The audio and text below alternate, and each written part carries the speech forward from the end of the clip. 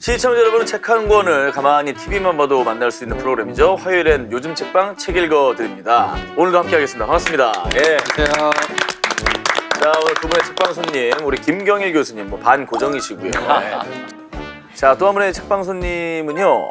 이분 참 커리어가 후덜덜하네요. 존스 홉킨스 대학교 의과대학 신경과학과를 거쳐서 대통령 직속기관인 국가과학기술자문회의에서 과학 전문위원을 맡고 있는 뇌과학자 문재일 교수님. 네.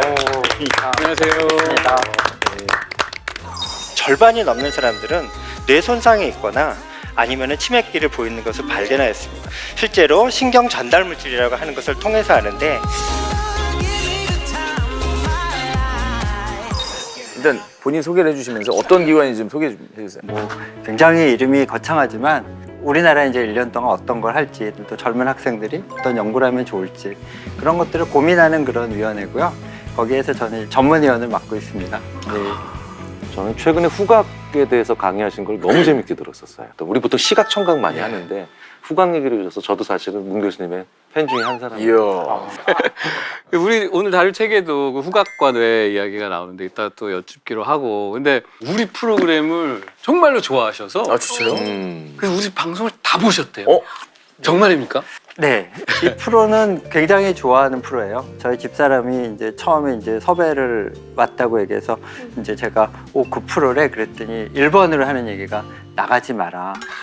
왜요? 이렇게 대충 책 읽는 사람 나가면 그 낮은 지력이 다 드러난다. 어휴. 그러면서 사실 윤서희님 이야기를 하면서 책을 얼마나 열심히 읽어오는지 아냐. 그래서 저는 네. 열심히 읽어야 그래서 그래서 제가 이렇게 해왔습니다. 위도 보여주세요. 위. 아, 위? 요렇게. 네. 네. 네, 오늘 기대하겠습니다. 아니 근데 독서가 뭐 좋다는 건 알지만 실제로 뇌 발달에 도움이 됩니까? 당연히 되죠. 실제 책을 본다는 거는 글로써 이제 내용을 보게 되는 거잖아요. 굉장히 많은 상상력을 가져다 줍니다. 그래서 독서를 하게 되면 뇌를 굉장히 바쁘게 하거든요. 뇌는 안 그러면 게으릅니다. 그렇죠. 네. 근데 독서는 뇌를 바쁘게 하고 당연히 머리가 좋아지겠죠. 저도 그렇게 생각하거든요. 근데 뇌에 의식적으로 너무 많은 데이터베이스가 갑자기 이렇게 집중이 되면 뇌에 왜냐면 제가 요새 그렇거든요. 책 한다고 네. 지금 뇌가 충분히 이해가 돼요. 터질 것 같아요. 네. 바보한데 이러다 혹시 뇌가 터지거나 이렇게 문제가 생기지 않나요? 네, 사실 뇌는 사람들이 얼만큼 쓸 수 있는 용량이 있는지 잘 모릅니다. 자기 용량을 사실 끝까지 안 가보면 모르는 문제가 있긴 한데, 몸이든 뇌든 말을 합니다. 힘들다고 얘기하면 쉬라는 얘기거든요. 그거를 넘어서면 힘든 거죠. 가장 중요한 거는 뇌에 있는 신경세포는 재생이 되지 않습니다. 그래서 망가지면 절대로 재생이 안 되기 때문에 아껴 쓰셔야 됩니다. 읽으라니 이게 말라니. 하지만 또 예. 전현무 씨께는 꼭 드려야 되는 말씀이, 교수님께서 너무 잘 아시겠지만 안 쓰면 또 네, 죽으니까요. 네. 네. 뇌세포가 죽어요? 근육도 안 쓰면 퇴화돼서 가늘어지는 것처럼 많이 뇌도 안 써서 쓰면. 주거나 안 써서 주거나 적당히 써라 이거. 아마 전현무 씨 뇌는 되게 매끄러울 것 같은 생각. 주름이 하나도 없고. 잡뇌는 대한민국 최고 반면은 주름이 짜글짜글해. 교수님 오늘 뭐 하나 만드셔야 되겠네요. 전두엽이라고. 네. 전두엽이라고. 자, 오늘 이분들과 함께 어떤 책을 읽어드릴지. 오늘 읽을 책은 바로 아내를 모자로 착각한 남자.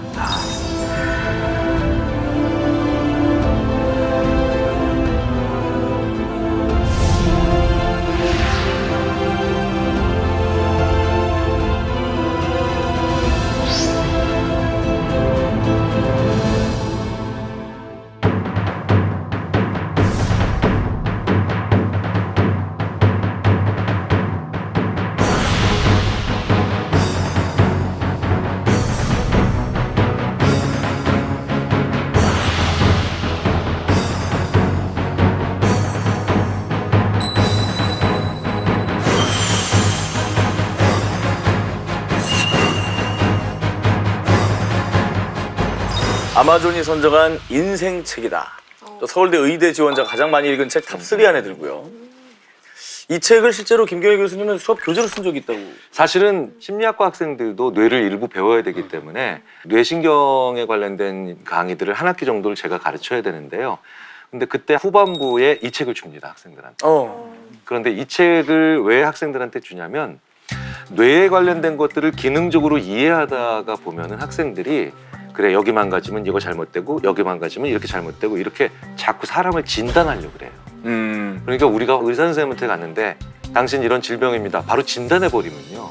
사실 되게 서운하고 섭섭하고 의사 선생님한테 상처받잖아요. 맞아요. 차갑게 느껴져. 네, 그렇죠. 그런데 이런 증세가 있고 요렇고 요런 일이 있으면서 요런 것들을 잘 하시고 못 하시고 계십니다라고 나를 묘사해 주면 그것 자체로 벌써 그 의사 선생님한테 굉장한 치유를 받거든요.